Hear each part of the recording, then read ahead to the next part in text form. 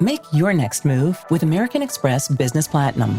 Earn 5 times membership rewards points on flights and prepaid hotels booked on AmexTravel.com. And with a welcome offer of 150,000 points after you spend $20,000 on purchases on the card within your first 3 months of membership, your business can soar to new heights.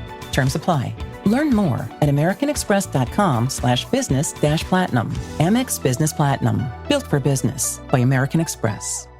As a scientist, I can tell you that Sundays are only 24 hours long. But with NFL Sunday Ticket and YouTube TV, you get every game every Sunday all in one place. That's upwards of 30 hours of NFL in one day.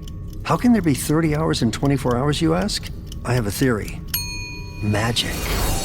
New users get NFL Sunday Ticket for 8 payments of $34.50 per month. Sign up at NFLSundayTicket.com. Local and national games on YouTube TV. NFL Sunday Ticket for out-of-market games excludes digital-only games and commercial use. Terms and embargoes apply. Availability varies.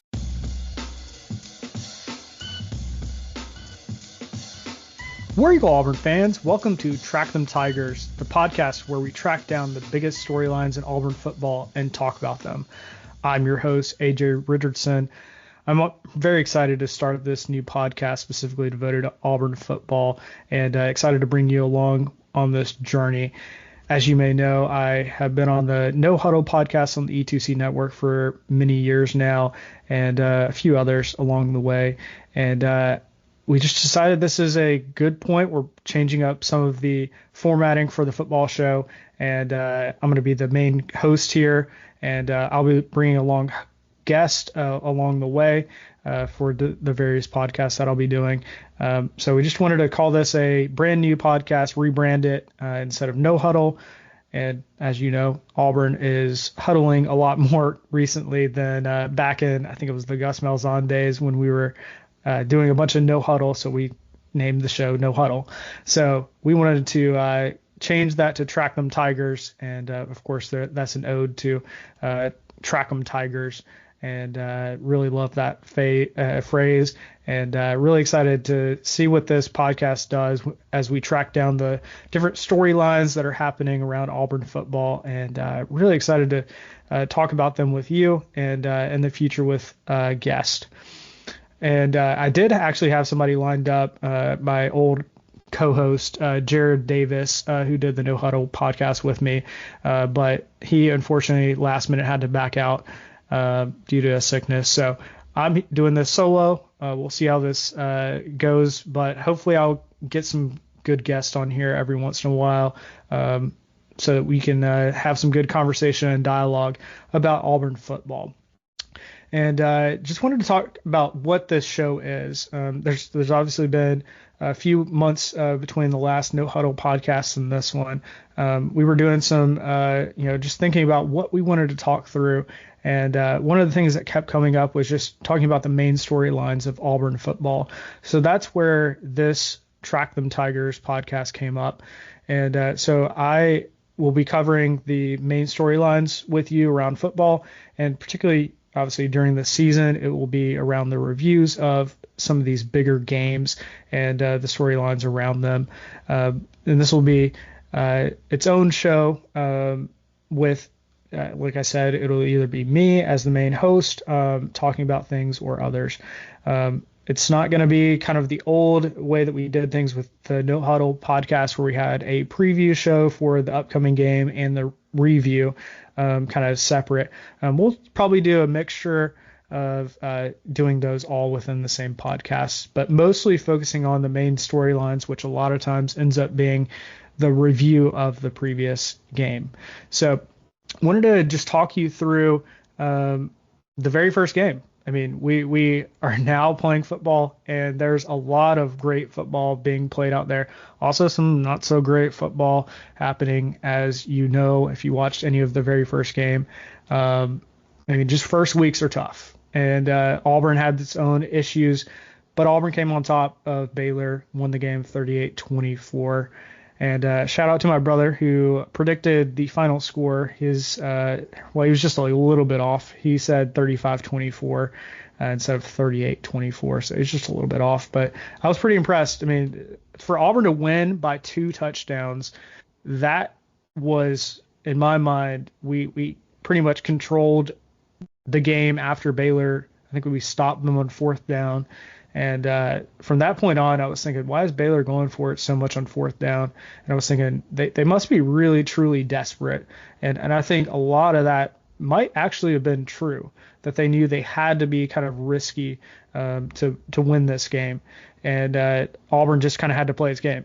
And one of the big storylines coming into this was Auburn's big wide receivers. And I wanted to talk about that because obviously we didn't pass the ball nearly as much as I think a lot of Auburn fans were thinking, especially with how many big wide receiver threats like Cam Coleman, Malcolm Simmons, Perry Thompson, the new addition, Eric Singleton Jr. from Georgia Tech. And yet we did use them a little bit, but it was not our game plan. And I think that came down to if you looked at how Baylor was lining up against Auburn, especially anytime Auburn was, it looked like about to pass the ball, they were just tempting us to run. And so it looked like a lot of times Auburn was like, well, you only have like 5 or 6 guys in the box. I think we'd be dumb not to run the ball here. And you saw that many, many times with Jackson Arnold, our new quarterback, deciding in that moment, let's run the ball, which I thought was kind of interesting. How many times he ran the ball. I think he ran the ball 16 times. And I knew he was a mobile quarterback. Maybe I'd just kind of forgotten about that at Oklahoma. But it was awesome to see him run. And you could see the confidence in him. Maybe not from the very first drive where he was a little errant with some of his passes, but everything past that point where we said we're going to run the ball, and Jackson Arnold was given the liberty to go out there and run the ball a lot. From that point on, you saw Jackson Arnold kind of settling into the run offense that I think a lot of Auburn fans are used to. I mean, I'm used to it. Seeing us run a lot was kind of refreshing, but at the same time, I don't think that's our offensive identity. And to have 307 total yards of rushing in a game, that was so fun to watch. It reminds me of kind of like if you remember back to like I think it was a 2013 Missouri SEC championship game where we were just going to run the ball. Like they knew we were going to run the ball, and they could not stop us. And even when they tried to stop us, we still managed to do something where we decided to check out of it and pass. I mean, Auburn seemed to have a good game plan against Baylor with running the ball and then sprinkling in some passes. But it got me thinking, like, I don't know about you, the listener, but I was a little shocked that we didn't have some more, screen throws or something like that, just to get the wide receivers more, as I call them, easier passes. But, obviously the results are the results. You win by 2 touchdowns over a good Division I football team and Baylor. You definitely take that.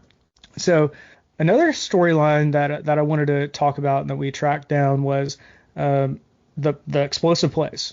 There was a lot of explosive plays, particularly on first down for Auburn. We had 204 yards on first down alone. So literally 2/3 of our yards from this game came from our first downs, which at one point during the game, I don't know what it ended up being, but we were averaging 7.5 yards on first downs just by themselves. So anytime we get a first down, we were pushing the chains and moving them down. So it was always impressive to me to kind of see that. And again, it kind of reminds me of a little bit of like the Gus Malzahn days where you try to get at least 4 yards. And I still think that's the same thing with Hugh Freeze. Like if you get 4 yards on a first down, big success. Like that means your odds of getting a first down go up by a lot. And Auburn definitely had an emphasis on that. And it was really good to see them kind of succeed in that way. One other kind of thing that kind of adds on to that rushing aspect of this was, I mean, for goodness sakes, like how many times Jackson Arnold was just so decisive with the ball. He saw things happening and he just made an explosive play all by himself, which, again, I kind of remembered that a little bit from watching Oklahoma over the past few years, but wow, was he really good. I even had an Alabama fan who was texting me about this game, and they were getting scared. Remember, Auburn's game was on Friday, Bama's game where they lost on Saturday. They were already thinking about Friday. Auburn's having a very mobile quarterback, and I think that haunts them. Saying, think about this, like back in the Nick Marshall days, Bo Nix days, Cam Newton days, when you have a mobile quarterback, and they haunted Alabama. They were able to just do so much.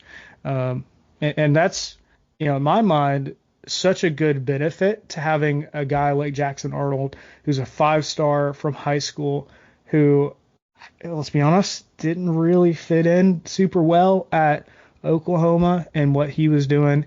So I'm just personally excited to see that even game one, you saw some success from Jackson Arnold in this system and making those huge explosive plays.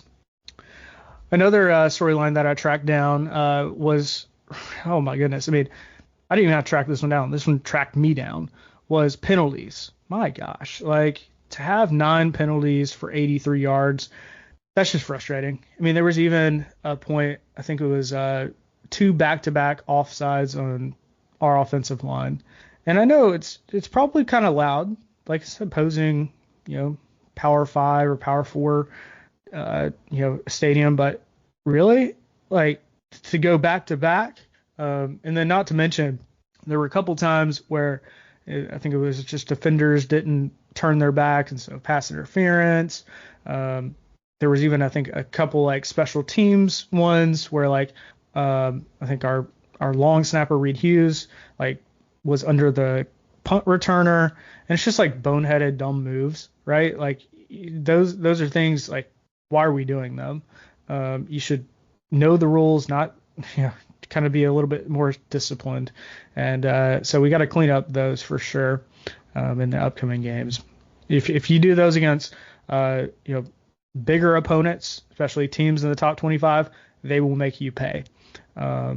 And I legitimately still think Baylor was a very good opponent, and definitely have a lot of firepower. I mean, they're going to win a lot of games this season.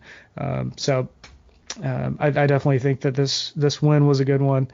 And we all know first weeks could go really bad or they could go really good. And we know for the other team across the state in Alabama, it did not go so well against a team that went, I think it was like 2-10 last year. So come on. One other storyline that I was kind of watching, and this kind of comes back to, just a good feel-good story, is Alex McPherson. And my goodness, it was so good to see him back out there after not seeing him a whole bunch. I think he came out like a couple times last season, on various occasions, but it was pretty obvious he wasn't 100% ready to go last year, just with all of the kind of issues going on in his gut. And you can tell he's still kind of small, but very capable of kicking the shorter field goals. So it was good to see him out there. He was 100%, made all of his field goals. So I'm just so happy to see him back in action for Auburn. Another couple of big storylines that I was kind of watching, one of them was, what are we going to do on special teams? Because, think back to last year, I feel like special teams was such a weakness for Auburn. We really struggled in a lot of different scenarios, just with dumb penalties, and we still had those. But we just really didn't have too many explosive plays that went our way. We had some that obviously did not go our way, kind of in the special teams realm.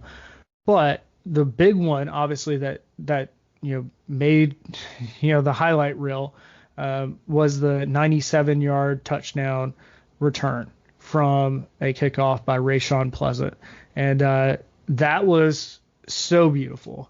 Like, it just reminds me of the days of, I don't know, probably, I think it was like Trey Mason, and I think somebody pulled up that the stat, that was the longest touchdown kickoff return since Trey Mason back in 2011. So very impressive, and I see why we picked him up Rayshon Pleasant, because dude was electric. If you haven't seen the kind of the sideline play video view, and you'll see the special teams coach, and he is so fired up. He goes over and then high fives Hugh Freeze after the touchdown. It was so wild. And it just kind of also got me thinking, Rayshon's kind of a secondary player. He'll play some, cornerback on our defense. But when I was playing the college football game this year, the kickoff returner was Rayshon Pleasant, and I was like, I don't know who this guy is. Like I maybe heard his name when we picked him up out of the transfer portal, but I didn't know too much about him. And now I see why. I see 100% why we got this guy and why he matters, not only for special teams, but he's also going to be a depth piece on the secondary. So very happy to see him back. And if you've ever seen a picture of him, I think it was my sister was like, he doesn't really look that pleasant, or at least his whatever you want to call it, the, shoulder up picture that they do for football. A lot of players, will either smile or they're going to do the serious, kind of angry face. And he chose to do the angry face. So I think it's just kind of funny. His name's Pleasant, and obviously doesn't look all that pleasant in that photo. One other kind of headline and news line that I was tracking was I kind of noticed that one of my favorite players, Champ Anthony, who, if you remember from last year, came out injured because he broke his leg. And he came back this year, ready to go, fully healthy. And just got word over the weekend that he broke a finger. And it's like, dude cannot, he just can't catch a break here. Like, he's just, going from, being all healthy at the beginning of the season and playing pretty well. He didn't have the best game, but, a lot of the secondary for Auburn did not have the best this year, or this game against Baylor. So it is what it is.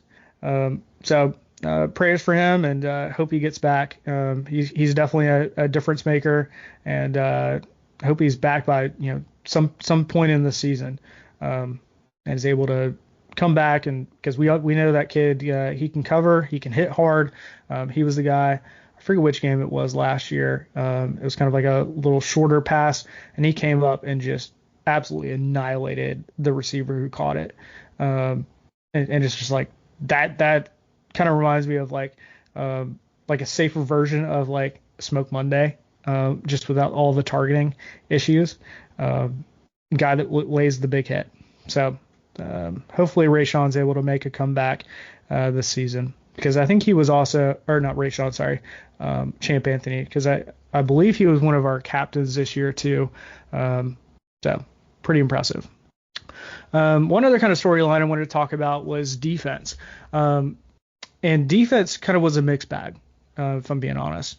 Now, obviously, we won by 2 touchdowns and held Baylor to 24 points. But how many times I looked at defense and I was just kind of, I don't know, it just seemed like we were a little bit slow, which even I think some of the coaches, like he was saying, they just kind of looked a little bit sluggish. Looked like we were just like a half step behind. Sometimes it was maybe just taking like a, kind of hit the guy, not really wrap up. And against a good opponent, they're going to make you pay for that. And they're going to make you miss those tackles. So I definitely think that that's going to be something to keep an eye on for the next few weeks. Now, the next couple weeks, we got Ball State and I think South Alabama. So like not super worried about those games, but they will be good practice for these guys to just, go back to the basics of making sure that you wrap up and tackle when you got a guy. So pretty impressive stuff. Also from this defense was kind of the bend but don't break mentality. And the reason I kind of phrased it, the bend but don't break, there were a few times, right, that it felt like Baylor was just moving the ball. And they definitely moved the ball. Like they kept pushing down the field over and over and over, especially with their pass game. But Auburn always kind of kept them, I don't know, like at arm's distance from being able to get into the end zone unless, obviously it happened a few times, but like we had a little bit of a cushion. So like the defense for most part was able to kind of hold off Baylor. And really the point, I think I alluded to this kind of in the beginning of this, was Baylor kind of looked desperate at some points, going forward on fourth down. And the point where I was like, wow, I legitimately think Baylor's very desperate. I think it was around the first quarter, maybe like second quarter, was Baylor was going for it on 4th and 3 at the goal line, when I think they could have just kicked a field goal and been plenty fine. But they decided to go for it, and Auburn was able to get the stop. And then on the subsequent, way back, we got I think it was like a 98 or 97 yard drive that led us all the way down the field to a touchdown. And I think that was such a huge, momentum shift where I felt like Baylor had their team believing, they had a lot of their players believing, the fans were believing, everything. And Auburn's defense said, no, we're still here. We're going to play, physical football here. You have to earn getting into the end zone.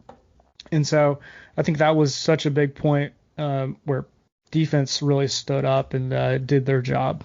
So got kind of, again, a mixed bag. We'll see how things get cleaned up over the next couple weeks before we head into our next big opponent of Oklahoma. And of course, you don't want to overlook these next couple games because we all know what can happen, but just kind of big picture, those should be wins over the next couple weeks and lead into Oklahoma 3-0. Eczema isn't always obvious, but it's real. And so is the relief from Ebglyss. After an initial dosing phase, about 4 in 10 people taking Ebglyss achieved itch relief and clear or almost clear skin at 16 weeks. And most of those people maintain skin that's still more clear at 1 year with monthly dosing. Ebglyss, lebrikizumab, LBKZ, a 250 milligram per 2 milliliter injection, is a prescription medicine used to treat adults and children 12 years of age and older who weigh at least 88 pounds or 40 kilograms with moderate to severe eczema, also called atopic dermatitis, that is not well controlled with prescription therapies used on the skin or topicals, or who cannot use topical therapies. Ebglyss can be used with or without topical corticosteroids. Don't use if you're allergic to Ebglyss. Allergic reactions can occur that can be severe. Eye problems can occur. Tell your doctor if you have new or worsening eye problems. You should not receive a live vaccine when treated with Ebglyss. Before starting Ebglyss, tell your doctor if you have a parasitic infection. Searching for real relief? Ask your doctor about Ebglyss and visit ebglyss.lilly.com or call 1-800-LILY-RX or 1-800-545-5979. Your earbud fell in a coffee cup. You need a taco pick-me-up. When modern life gets rough, grab the timeless taste you love. Paso, the old El Paso. One kind of final storyline that I wanted to track down and talk about is the Ball State game next week. For anybody who's going or anybody who's going to be going to any of the kind of next few home games, as you probably have heard, there's obviously some changes going on with that stadium with Jordan-Hare. And one of the big ones is the new video board in the north end zone. And I actually got to go for one of the practices. They did not have the video board on, but it was built and constructed, and it looked like all they had to do was turn it on. I'm sure there's more than that to make it happen. But I'm really excited to kind of have that option, especially for people that, I know a lot of fans, if you were under the video board, it was always kind of awkward to just turn around and then just look up at the big jumbotron that's right behind you. So excited to kind of see what they do with that. I'm sure it'll mostly be kind of a mirror of the other, the main jumbotron. So I think that'll be a good addition. And just a note about that one also, you'll probably notice that when I notice this, it's a little bit higher than what you would think. It's not where the old, kind of analog scoreboard was, the traditional scoreboard was. It's actually up, I don't know, I'd guess, 60, 80 feet, something like that, a little bit higher. So it looks a little bit awkward right now, that is that much higher. But that's just because they're kind of planning and future-proofing this for kind of the expansion of that north end zone, which I think are going to be, I've heard different things, but essentially premium seating, maybe some suites, something like that. So again, adding on to kind of that top end seating for Auburn. Another couple things that you'll see in the stadium is, as you've heard, it was a big news. Auburn adding the extra national championships for football, and now we have 9 national championships that will be listed in the stadium. So that'll be there. We can obviously get into debates about certain ones. I think there are some that definitely have a lot of credibility with the national championships that they're claiming, and then some I could kind of see the devil's advocate.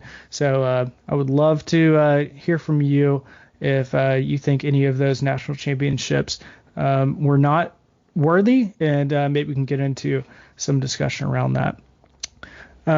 Another couple things that we're going to see in the stadium, especially with this first game being a night game against Ball State on Saturday, is the laser show. So, the night lights, all that kind of stuff, where they do the swag surf and all that kind of stuff. They're enhancing that even more. So in addition to just kind of like those LED lights that change the stadium and sections of it, they're adding on these lasers. So it's going to be in Jordan-Hare. It's also going to be in the Neville Arena, kind of the same system. So it'll just be more detailed. They can put some designs on the field. I think it'll be really neat. I've been to the NBA game over here in the State Farm Arena in Atlanta, where I live, and it's very impressive. It kind of looks like just a big projector that's shining down a lot of details. So I feel like you can do a lot of really neat things, especially with, thinking about like Cam Newton getting, his jersey number 2 is getting retired. And I feel like you could do some like neat things, especially when we have the game where we're going to be honoring him. You could put some, laser light show kind of stuff to emphasize something about Cam. So just to keep you up to date on that. So really looking forward to that, and hope to see some of you at Auburn. I think there's definitely some excitement, especially now that we're 1-0, and then our foes across the state are 0-1, which is just kind of crazy. I feel like Bama fans kind of just overlooked that game, and FSU, and my good old boy Gus Malzahn said, no, we have a good plan against Bama, and it definitely showed. FSU put the whooping on Alabama, so always happy to see that as an Auburn fan. So I appreciate you coming on and listening to this new Track Them Tigers podcast, and it's exciting times and kind of a new era of podcasting for this Auburn football specific kind of space within the E2C network. And before I go, as always, War Eagle, and it's great to be an Auburn Tiger.